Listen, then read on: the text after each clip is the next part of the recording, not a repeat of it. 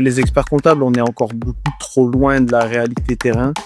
Les réseaux sociaux, ça ne coûte rien. La rentabilité est énorme. Donc j'ai sorti mon premier bilan. Mon premier bilan est aux alentours des 400 000 euros.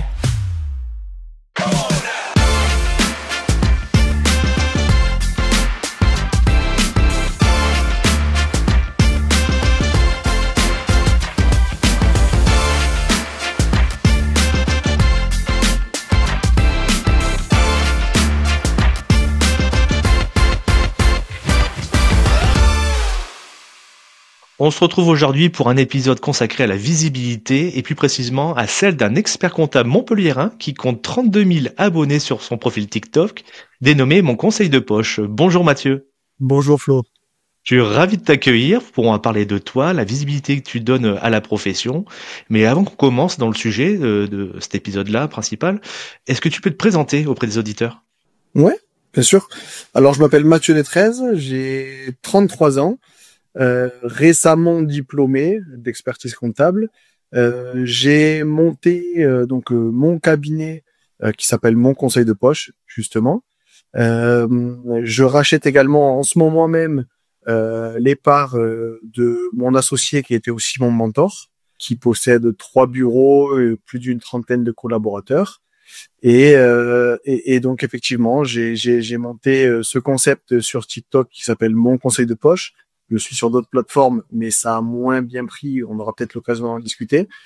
Avec des vidéos, justement, pour informer le grand public de tout ce qui entoure notre profession. Alors, on va rentrer dans le sujet. Qu'est-ce qui t'a poussé au départ à créer ce compte Mon Conseil de Poche sur TikTok ? C'est très simple, mon mémoire. Tu peux nous le rappeler, ton mémoire, du coup ? Ouais, alors mon mémoire, c'était comment optimiser, comment améliorer le temps de l'expert comptable, c'est-à-dire comment... Alors, le titre, là, de suite, je l'ai plus en tête, mais c'est passé. On n'en parle plus. Passé. On a le diplôme, c'est bon. On a le diplôme, on a fait l'essentiel. Non. Plus sérieusement, c'était comment optimiser le temps de l'expert comptable, son devoir de conseil, améliorer le recrutement, qui aujourd'hui... même si aujourd'hui ça va un peu de mieux en mieux, mais c'était toujours très compliqué. Donc améliorer le recrutement des collaborateurs, optimiser le temps et optimiser le devoir de conseil grâce à la médiatisation, grâce aux vidéos. Et donc je me suis lancé parce que alors, c'est un peu rigolo et un peu moins pour moi quand je l'ai passé, mais je me suis réveillé au mois de juillet, je me suis dit, mais combien de temps il me reste pour passer mon mémoire ? Il me restait 2 mois, juillet, août. Et je me suis dit, mais attends, tu parles de vidéos. Donc moi, dans mon idée, dans mon esprit, je voulais développer les vidéos sur le site internet et sur les réseaux sociaux pour accompagner le grand public et faire comprendre un petit peu au grand public nos missions et ce qu'on pouvait leur apporter. Et donc, j'ai développé ce TikTok. Et alors, je me suis lancé avec Instagram, Facebook, LinkedIn et TikTok. Et j'ai commencé à faire des vidéos. TikTok a pris une ampleur assez conséquente en très peu de temps. Et donc, j'ai fait des vidéos très régulièrement et ça a bien pris. C'est comme ça que ça a commencé. Donc, au début, l'objectif, c'était pour répondre aux mémoires. Et maintenant, après, dans un deuxième temps, c'était en termes de visibilité plus ?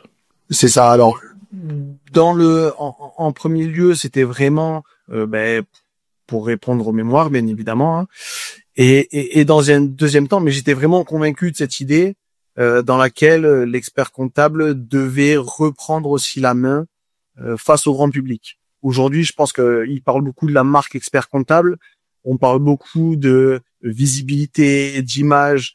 Et je pense que, alors c'est un avis assez tranché que j'ai, je pense que les experts comptables, on est encore beaucoup trop loin de la réalité terrain.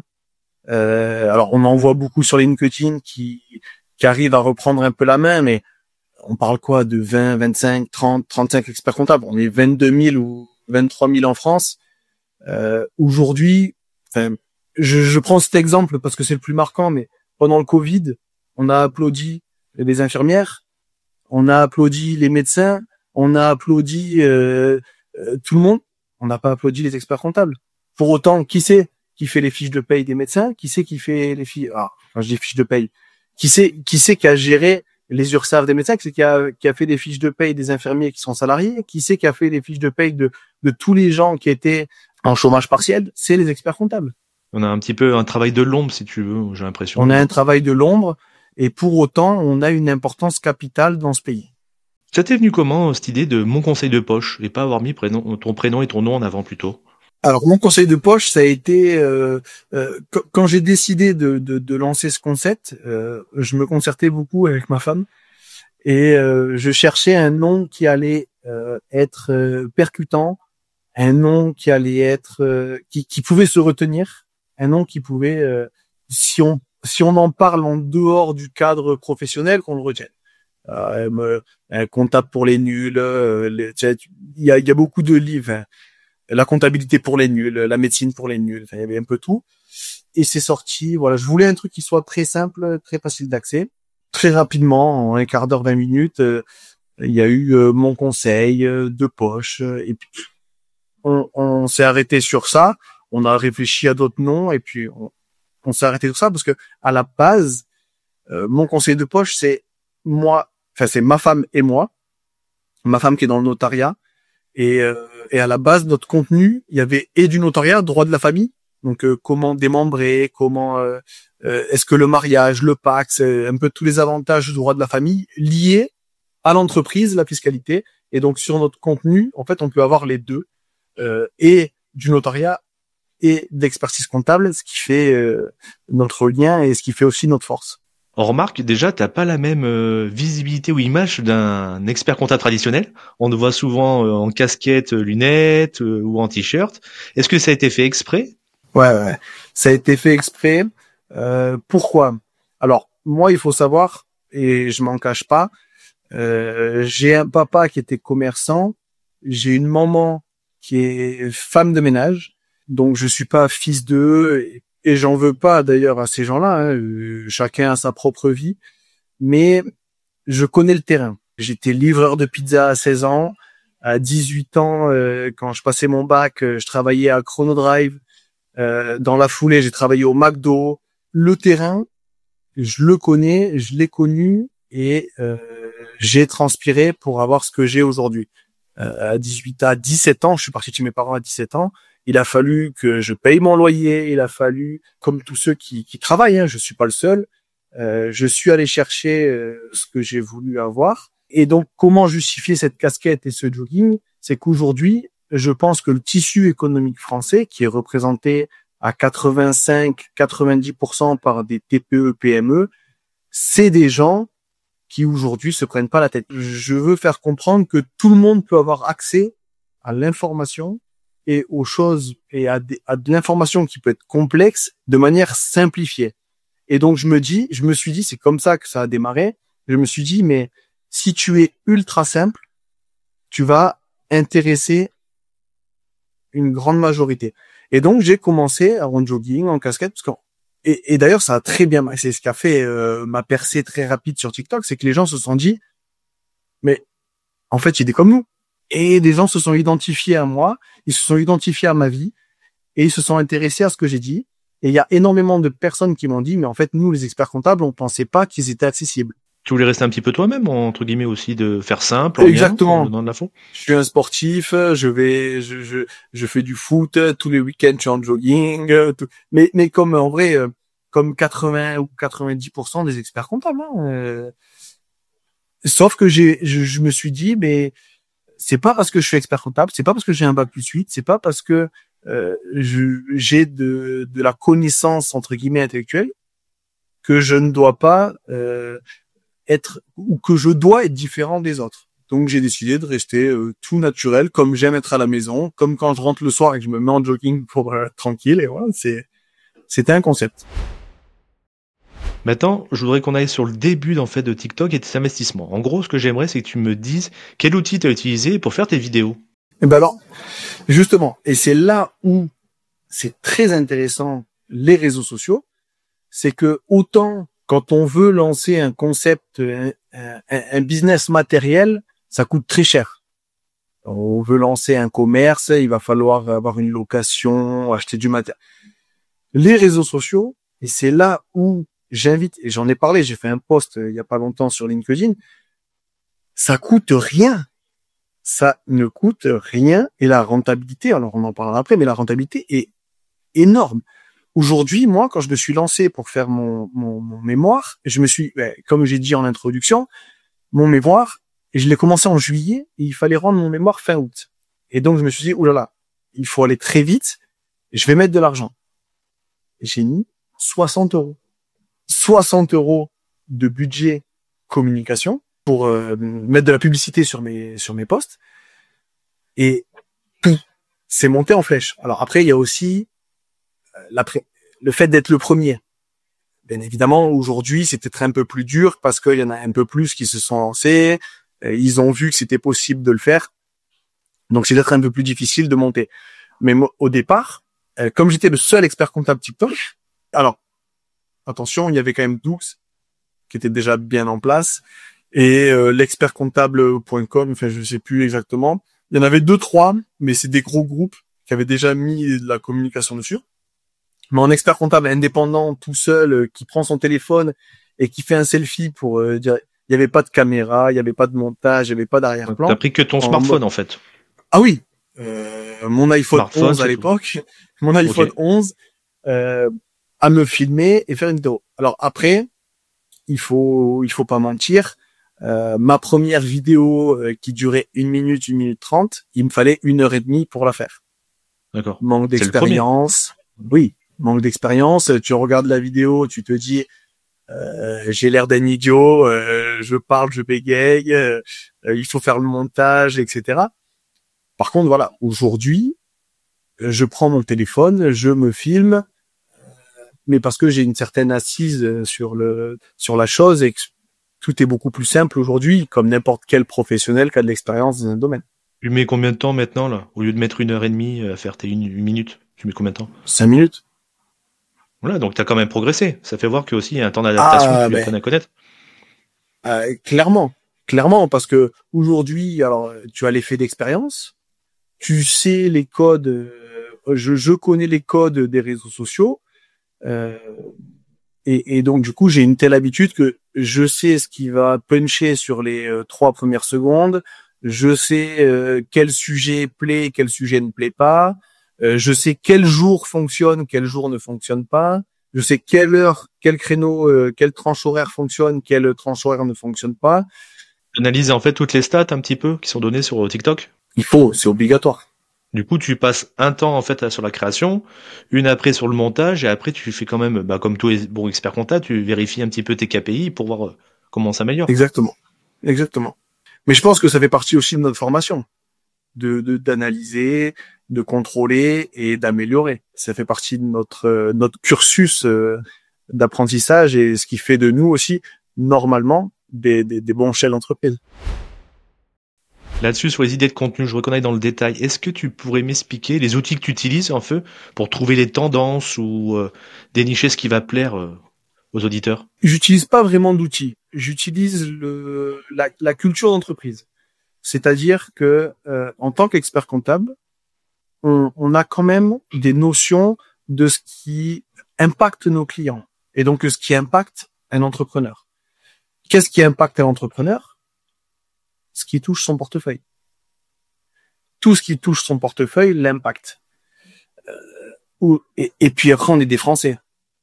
Donc, dès que tu parles de l'URSSAF, dès que tu parles de l'administration fiscale, et dès que tu parles d'amélioration de rentabilité ou de marge, c'est des sujets qui explosent.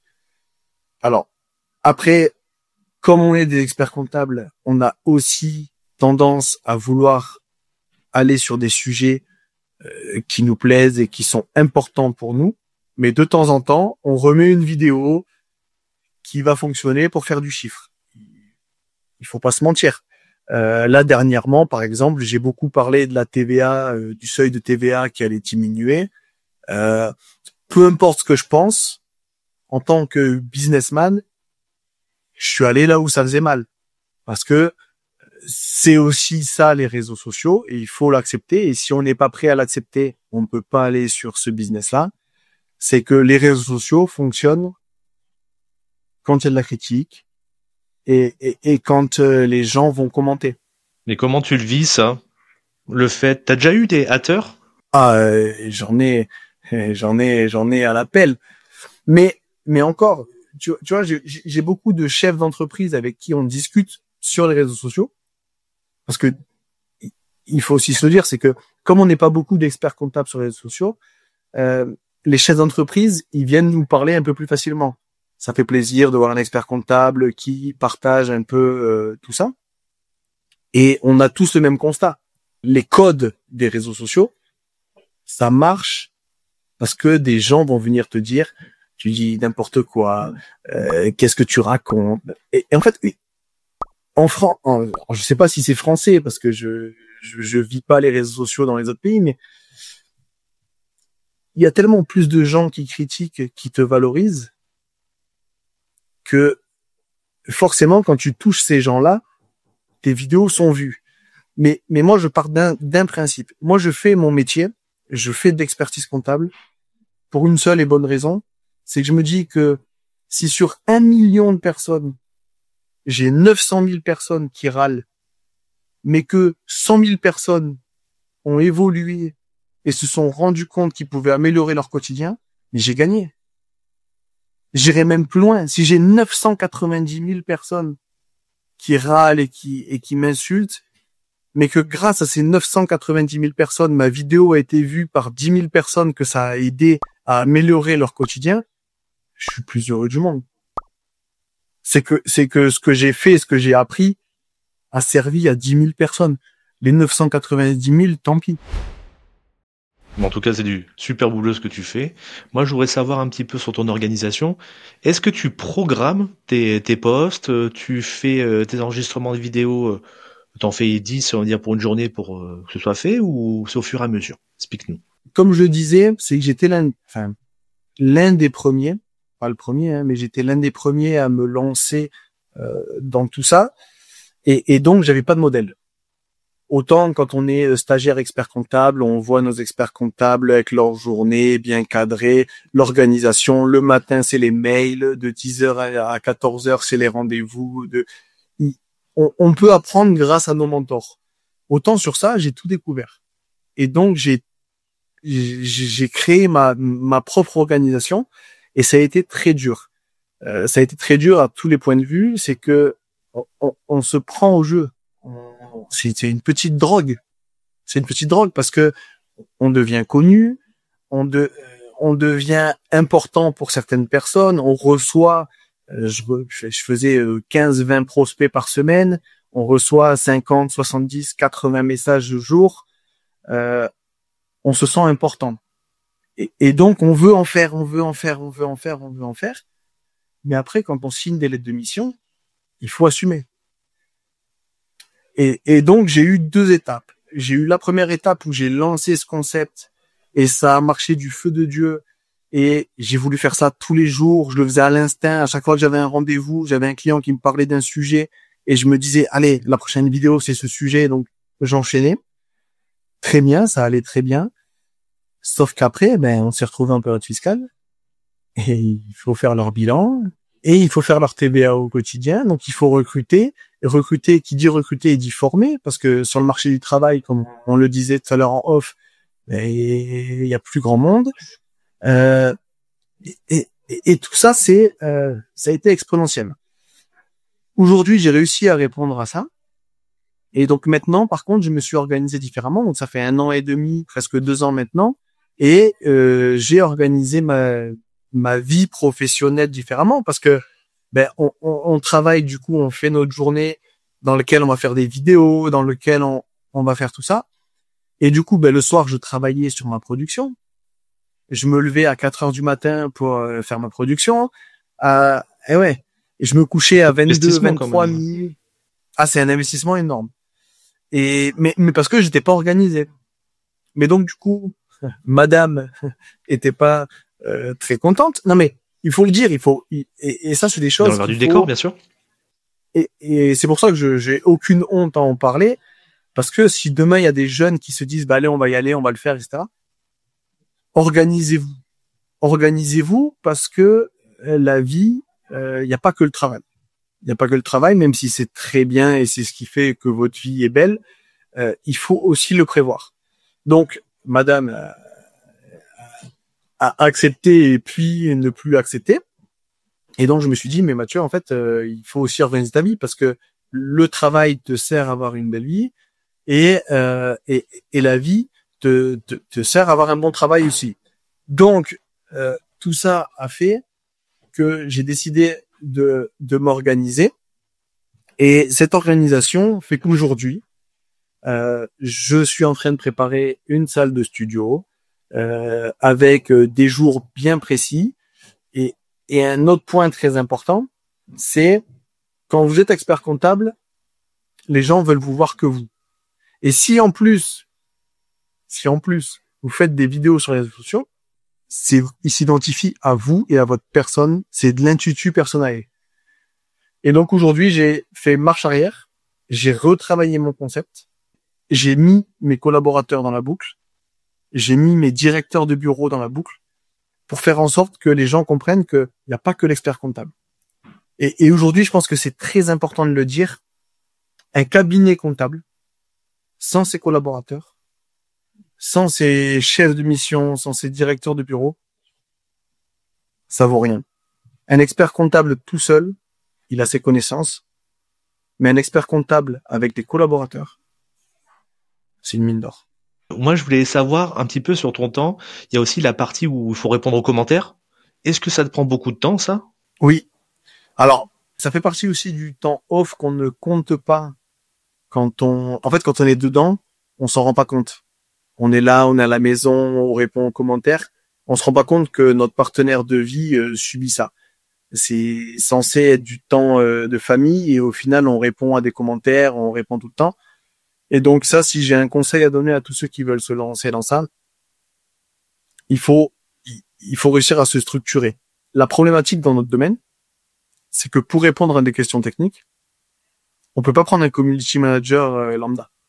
Moi, dans ma stratégie et dans ce que je conçois dans le rôle de l'expert comptable, si je me développe sur les réseaux sociaux en tant qu'expert comptable, et que je veux donner de l'information à tout le monde, je considère que si les gens me posent des questions, je dois leur répondre.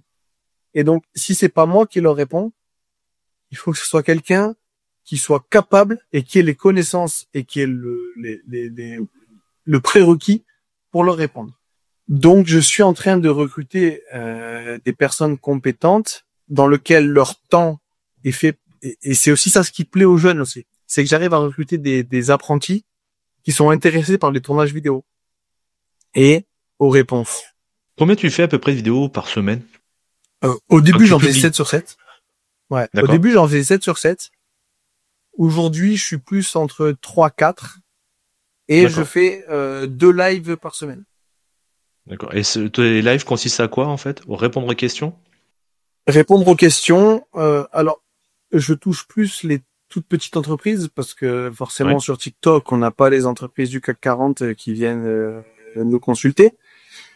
Et puis c'est pas ce qui m'intéresse moi. Aujourd'hui, moi, ce que je veux toucher, c'est les micro-entreprises ou les très petites entreprises. Et donc du coup, je fais des lives dans lesquels j'essaye de les alerter. Alors, c'est les codes des réseaux et très souvent on me dit tu tapes sur les micro-entreprises, tu t'aimes pas les micro-entreprises. Mais c'est le prix à payer, c'est-à-dire que je mets des titres. Des warnings, ouais. Ouais, des warnings pour que quand ils arrivent, ils se disent celui-là, on va se le faire, clairement. Et puis après, quand ils discutent avec moi, ils se rendent compte que je veux pas leur dire que leur choix est bête, mais plutôt leur dire j'ai attiré ton œil, écoute ce que j'ai à te dire et on verra si une fois que tu as toutes les clés en main, est-ce que tu ouvres la bonne porte? C'est pour leur donner les bonnes tips, leur faire comprendre, il y a peut-être des solutions qui sont plus adaptées en termes de typologie de société ou de situation fiscale. C'est ça. Mais je pense réellement qu'aujourd'hui, quand on voit qu'il y a eu plus d'1 million de micro-entreprises créées en 2024, je pense sincèrement qu'il y en a plus de 1 sur 2 ou 2 sur 3 qui n'ont rien à faire en micro-entreprise. Et c'est le manque d'informations et de conseils qui les font rester dans ce statut. Oui, parce que la complexité fait que des lois, les gens cherchent la simplicité aussi pour aller vite se concentrer sur leur métier. Si tu veux bien parler, tu me disais que tu avais entre 15 et 20 prospects par mois, non par jour, qui te demandaient comment tu as géré ce flux aussi, parce que c'est génial d'exploser, d'être vu, d'avoir plein de visibilité, mais derrière, voilà, il a fallu... tu peux pas passer tes journées à faire que de la prospection. Comment j'ai fait? Au début, j'ai fait comme je pouvais, les moyens du bord. Au début, alors, Ça t'est arrivé de dire non des fois? Non. D'accord. Alors on rappelle aussi, c'est que tu étais en train de lancer ton cabinet aussi. C'est peut-être pour ça que... Alors, au début, comment ça s'est passé? Je recevais donc facilement, j'avais tous mes créneaux pleins, c'est-à-dire que j'avais mes calendriers dans lesquels les gens pouvaient prendre rendez-vous de 9h à 18h et tous les créneaux étaient pris sur 2 mois à l'avance. Donc en fait, je ne faisais rien d'autre que des rendez-vous. Et donc mon mémoire, c'est assez anecdotique parce que mon mémoire était de faire gagner du temps à l'expert comptable sur le conseil et au final, j'avais plus de temps pour moi. Au final, j'avais plus de temps et je répétais la même chose à chaque rendez-vous. Mais par contre, j'allais pas me plaindre. De toute façon, c'est simple. La stat, elle est simple. Alors, je sais que c'est une de tes futures questions, on pourrait revenir dessus, mais l'ordre des experts comptables m'a permis de lancer ma société en avril 2024. On est en février 2025 et je crois que donc j'ai sorti mon premier bilan. Mon premier bilan est aux alentours des 400 000 euros. Ouais, t'as bien bossé. Et j'ai 5 salariés. Et c'est pas moi bien sûr que je travaille, mais c'est aussi grâce à mes équipes. Et mais effectivement, c'est quasi intégralement les réseaux sociaux. Est-ce que maintenant, vu que tu as une certaine niveau de routine ou de fonctionnement, est-ce que tu vas commencer à ralentir ou tu dis bon, faut que je me staffe différemment pour commencer à anticiper aussi ça? Oui. Déjà, j'ai augmenté le prix de mes rendez-vous. Alors, ce qu'il faut savoir aussi, c'est que au départ, je faisais pas payer mes rendez-vous prospects. Donc là, c'était la débandade. Ensuite, j'ai mis un prix. J'ai mis 70 € pour 1 heure, pour expliquer. Le planning était toujours plein. Mais je l'ai monté à 100 €. Là, ça a diminué. Mais là, on est d'accord, c'était juste un rendez-vous pour faire un point, pour peut-être devenir client. Alors, pour avoir du conseil, parce que pendant ce rendez-vous d'1 heure, on me donne un peu les tips, différence, SARL, okay. SAS. Est-ce qu'il faut louer sa voiture? Est-ce qu'il faut l'acheter? Est-ce qu'il faut faire des frais kilométriques? Est-ce qu'il faut se payer? À combien il faut se payer? Quelle est la différence entre les dividendes en SAS et les dividendes en SARL? Est-ce qu'il vaut mieux prendre une rémunération? À quoi ça sert de se payer 5 000 € par mois si on veut investir dans l'immobilier? Est-ce qu'il vaut mieux pas diminuer sa REM, remonter sur une holding? Enfin, tout le conseil classique. Et donc j'ai décidé d'augmenter le prix du rendez-vous parce que je n'arrivais plus à assumer le flux. Et est-ce que tu pourrais m'aider et me recommander des outils pour un expert comptable qui pourrait se lancer sur TikTok un petit peu? Et si tu avais un budget, faut le mettre sur quoi? Ouais, c'est un peu ce que je te disais tout à l'heure, c'est que aujourd'hui les réseaux sociaux sont très bien équipés. Aujourd'hui, grâce alors on peut toujours aller prendre un caméraman. D'ailleurs, j'ai un de mes responsables de site, là où je suis aujourd'hui, qui passe par une équipe de prod. Et d'ailleurs, pour le projet que j'ai, on va passer par une équipe de prod, mais parce que je veux chercher autre chose. Je veux chercher des vidéos qui vont être montées sur 30 minutes, 40 minutes. Et donc là, il va y avoir un vrai budget. Pour ces vidéos qui vont durer 30-40 minutes, je prends un monteur vidéo, donc un vidéaste qui vient et qui va me faire tout le montage. Là, il faut compter sur entre 30 minutes et 1 heure, il faut compter 400-500 €. Donc, il vient, il filme, hors frais de déplacement. Je parle si tu as quelqu'un à côté, parce que s'il vient de Paris et que je suis à Montpellier, eh bien, il faut lui payer le train, il faut lui payer le repas, l'hôtel. Voilà. Mais sinon, juste sur la prestation pure, il faut compter entre 400 et 700 €. Il vient, il te filme toute la scène et il te fait un montage entre 30 minutes et 1 heure.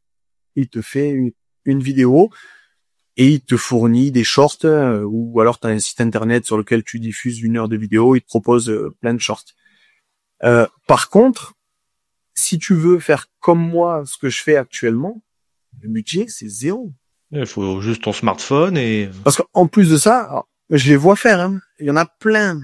Il y en a plein sur TikTok qui se lancent et qui font des vidéos comme si c'était une interview, comme s'ils étaient Comme sur un studio, en fait. Ouais, comme s'ils étaient en studio, sauf qu'ils sont seuls. Il y en a plein d'experts comptables. Alors, je respecte ce qu'ils font, leur vidéo est plus qualitative, mais ils ne percent pas. Les gens, ce qu'ils cherchent sur TikTok, Instagram, Facebook, c'est de l'authenticité. Ils veulent des gens comme toi et moi qui vont leur dire les choses cash. Ils cherchent pas à avoir des livres ouverts. Ils cherchent pas à avoir quelqu'un qui va te dire d'après l'article. Sur tes vidéos, on te voit, des fois, tu les fais, t'es en train de marcher dans la rue. Oui. Et Ouais. voilà, j'ai pas l'impression que ça a l'air de déranger sur le nombre de vues. Non. Les gens s'identifient. Les gens veulent du concret. Et je peux les comprendre. On n'est pas dans un réseau social de professionnels, on est dans un réseau social. En fait, moi, mon idée, c'est pas que les gens viennent me voir pour ma connaissance. C'est que j'apporte une connaissance chez eux. Il faut se dire une chose. C'est que les gens, quand ils te regardent, ils sont dans leur lit, sur leur toilette, dans leur salle de bain. Non, mais c'est une réalité. Oui, t'es chez eux.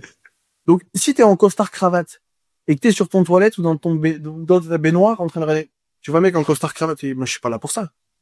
Donc, je scrolle. Alors que là, t'es là, casquette, survêt, et tu leur dis quelque chose qui les concerne, ils vont t'écouter. Ils concentrent plus sur l'apport que vraiment, on va dire, tout le décor autour. Et c'est peut-être pour ça que c'est intéressant. Exactement. J'aurais une dernière question avant de nous laisser. C'est à peu près combien de temps, on va dire, pour qu'un expert comptable qui souhaite tourner, monter et après diffuser sur les réseaux sociaux, il faut qu'il prévoie au début.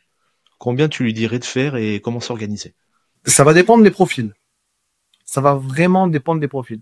Moi, j'ai un profil où je peux parler à un mur. Je peux parler à un mur, donc pour moi, dès le début, ça a été assez simple, même si c'est compliqué, parce que quand on se voit, on se dit, bon, j'ai pas osé, etc.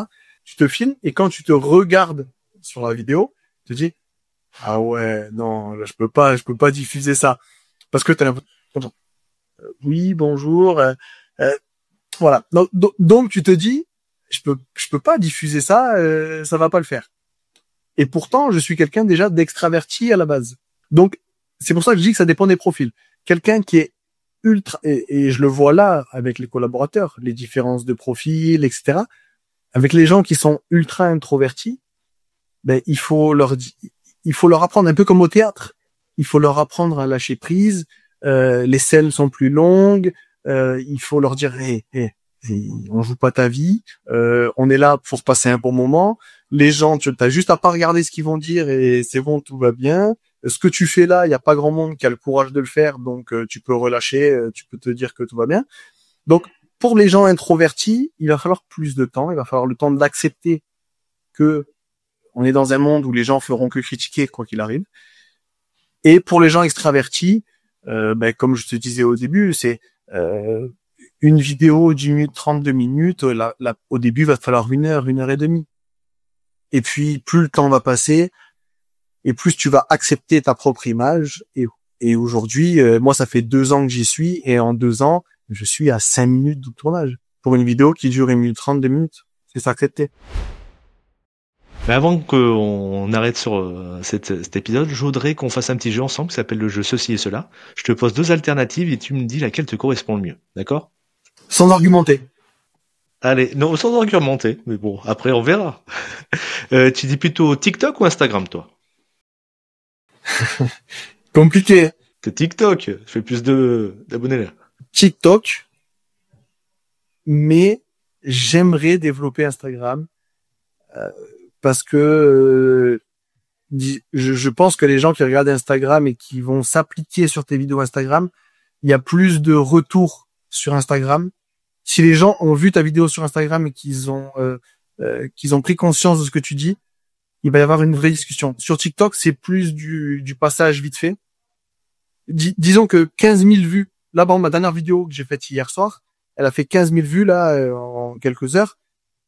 Ben, j'aurai plus de retours avec 1000 vues Instagram que sur 15 000 TikTok. D'accord, ouais. C'est plus Donc du je vais scroll. dire TikTok parce que c'est ce qui a fait qui a fait ma réussite. Mais si je pouvais avoir le même nombre de vues sur Instagram, j'irais sur Instagram. On te le souhaite. T'es plutôt compta ou audit? Compta. Bah oui, tu veux Et conseiller, donc c'est. j'hésite pas, compta. Tu préfères tourner une vidéo ou parler sur une scène pendant une grande conférence? Ah là, c'est dur. Conférence. Conférence. J'aimerais en faire. J'aimerais vraiment euh, pousser J'aimerais vraiment faire plus de conférences. Alors je sais pas comment aller chercher ça, mais j'aimerais vraiment pouvoir donner mon expérience, mon savoir et ma manière de donner mon énergie. euh, Comment partir de rien pour arriver à se donner, à donner de l'information, à aider les gens via des conférences que sur une vidéo. Parce que les conférences, je vais avoir que des gens qui ont envie de m'écouter. Sur mes vidéos, je touche tout le monde. Et vraiment, les conférences, c'est vraiment une passion. C'est-à-dire que j'aimerais vraiment pousser le truc. Je sais pas comment. Et si des gens m'entendent et qui font des conférences, je suis disponible vraiment. Mais j'aimerais, ouais, conférence, 100 fois. Ouais, T'es plutôt fêtard ou pantouflard? fêtard. Ah D'où ce oui. côté extraverti. Tu préfères être en casquette lunettes ou en costume cravate? Casquette, lunettes, Et quand t'as eu ton survêt. diplôme, t'as été en costume pour la remise de diplôme, quand même. Eh ben, alors, je me suis posé la question. Et alors, je suis allé à ma remise de diplôme à Paris avec ma sœur, mon frère et mon père, et ils m'ont interdit de mettre ma casquette. Mais sinon, j'y serais, j'y serais. Ah ouais, mais c'est mon concept. Et j'aurais dit, mais quoi, c'est pas écrit quand je prête serment, c'est pas écrit que je dois être en costard cravate. Non. Alors après, pour le respect et pour l'éthique de la profession, j'y serais allé aussi en costard, voilà. Mais en vrai, l'habit ne fait pas le moine Ouais. et aujourd'hui, l'information doit pouvoir communiquer au plus grand monde. Et s'il faut euh, tendre vers du survêt de casquette pour que les gens puissent prendre les bonnes informations au bon moment, et s'il faut être en survêt pour ça, je me mettrai en survêt tous les jours. Je pose la dernière question. T'es plutôt MHSC football ou Montpellier Hérault rugby? Je suis un grand fan de foot, mais je m'en éloigne de plus en plus. J'ai joué au foot, hein, j'ai joué à un assez bon niveau. Alors, j'ai pas été au MHSC, mais je me rapproche un peu plus de rugby dans les valeurs d'homme. Donc je dirais le MHR, malgré ma grande passion pour le football. Comme quoi, Ben oui, on change. On vieillit. on vieillit. Écoute Mathieu, on te remercie pour ton partage. On te souhaite un bon courage pour encore développer et atteindre les 50 000 abonnés sur TikTok et faire pareil 100 sur 000. Instagram. 100 000. Bah 100 000, je te souhaite les 100 000. Et pour Merci. vous les auditeurs, on vous souhaite une bonne fin de journée.